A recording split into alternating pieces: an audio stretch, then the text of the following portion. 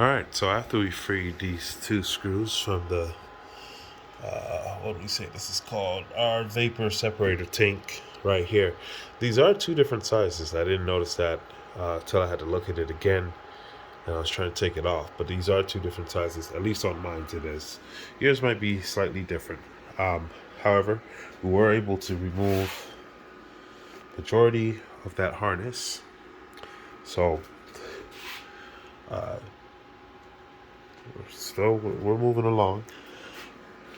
All of that's taken care of. This is actually, these two go straight up and underneath the flywheel, which we're not there yet. We're going to continue to work from here and wrap our way around. So 6 and 7 is finally complete. As you can see, we got a complete layout of what we did. Step 1, step 2, 3, 4, 5, 6 and 7 was all of this wiring harness, and 8 is part of that, so it's going to be right next to it because it's the starter, which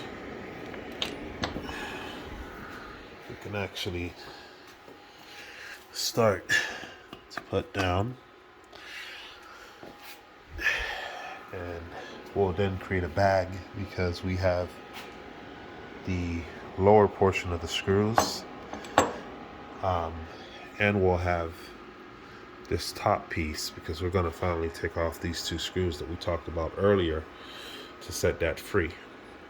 And then from here, these cables that we had disconnect, so this blue to the double blue and the solid blue actually goes to this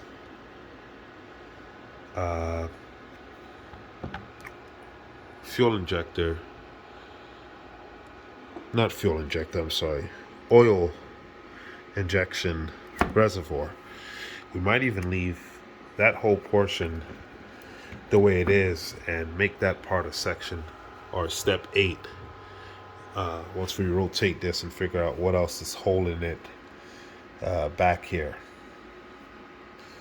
That way we got, again, big pieces coming off, and we're getting down to the back of it. Once we get to just this portion here, we might end it and then pick back up on another separate video.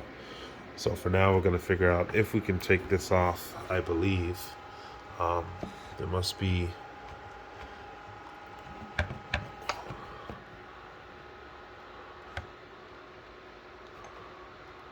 oh, it's free there.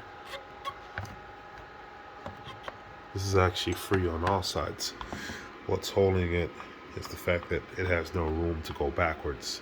So for now, what we're going to work on next is probably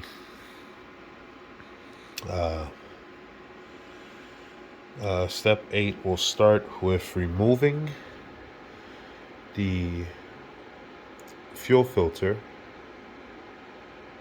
from the, we can take it off on this bracket here. We'll see if that's what we need to do. That is an option. We could take these two screws off, but we got to get to this. So it looks like we will end up taking this off.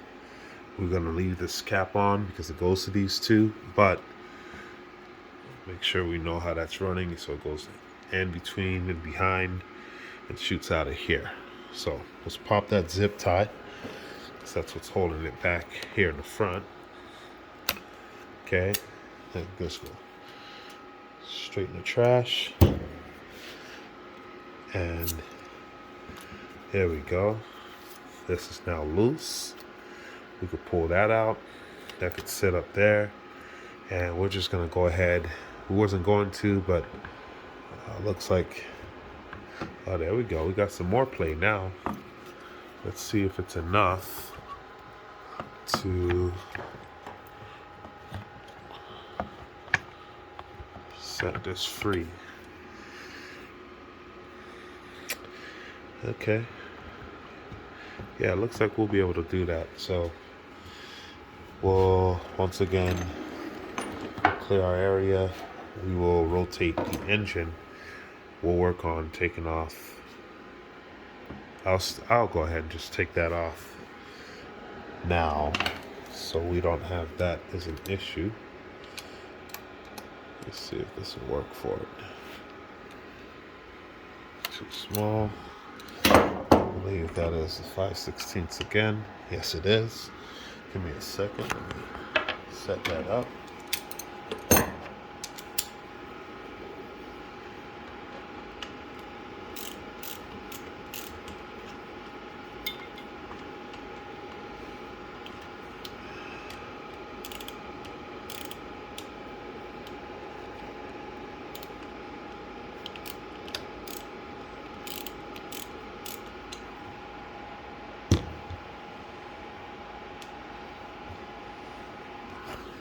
Okay,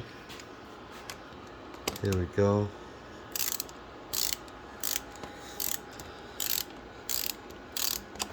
If you can't get to the bottom one, you could just obviously lift up a little bit to get that clearance that you may need. So we'll take these two off and separate it.